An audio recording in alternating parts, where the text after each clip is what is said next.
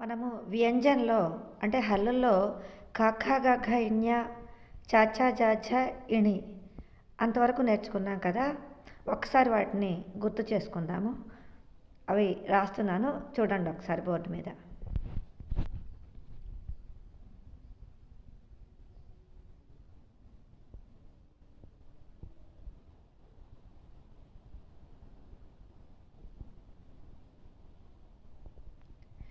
ఇవి క, ఖ, గ, ఘ, ఞ, చ, ఛ, జ, ఝ, ఇణి. ఇంతవరకు అందరు నేర్చుకున్నారు కదా!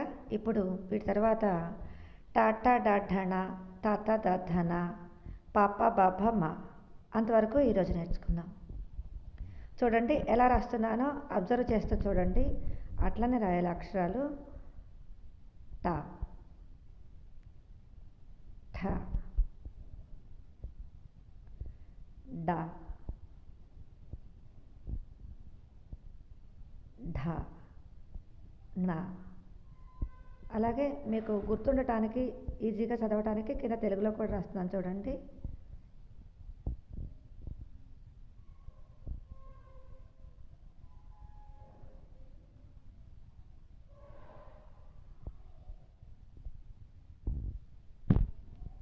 ట, ఠ, డ, ఢ, ణ అయిపోయింది. ఇప్పుడు త, థ, ద, ధ, న.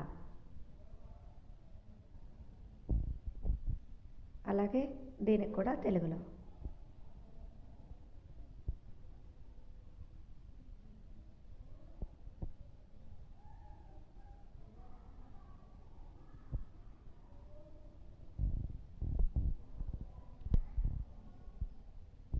ఇప్పుడు ప, ప, బ, భ, మ చూద్దాం. ప, ఫ,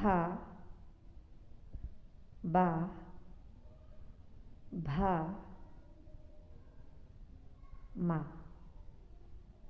వీటికి కూడా అలాగే కింద తెలుగులో ప, ఫ అంటాం కదా తెలుగులో అదనమాట. బ,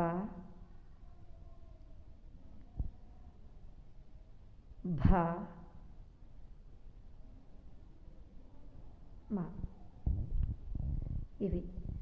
ఇవన్నీ కూడా ట్రై చేయండి. ఒక 2-3 రోజుల్లో ఇవన్నీ కూడా మీకు చూడకుండా రాసేటట్లుగా ప్రాక్టీస్ చేయండి. ట, ఠ, డ, ఢ, ణ అది తెలుగులో. త, థ. ఇది చూడండి, థ రాసినప్పుడు అట్లా పైన గీత మొత్తం కలపకూడదు. ద, ధ, న. అలాగే ధ కూడా అంతే, మొత్తం కలిపి రాస్తే ఘ అవుతుంది. అలాగే కింద తెలుగులో ప, ఫ లేదా ఫ, బ, భ, మ. ఇది కింద మీకోసం తెలుగులో రాశానన్నమాట. ఇప్పుడు చూడండి, ఈ టా నుంచి టాటా డడ్ఢణ నుంచి పప బభ మా వరకు ఇవన్నీ కూడా ఒక్కొక్క అక్షరాన్ని 10 నుంచి 20 సార్ల వరకు రాసి ప్రాక్టీస్ చేసి తర్వాత చూడకుండా రాసి ఫొటోస్ పెట్టండి.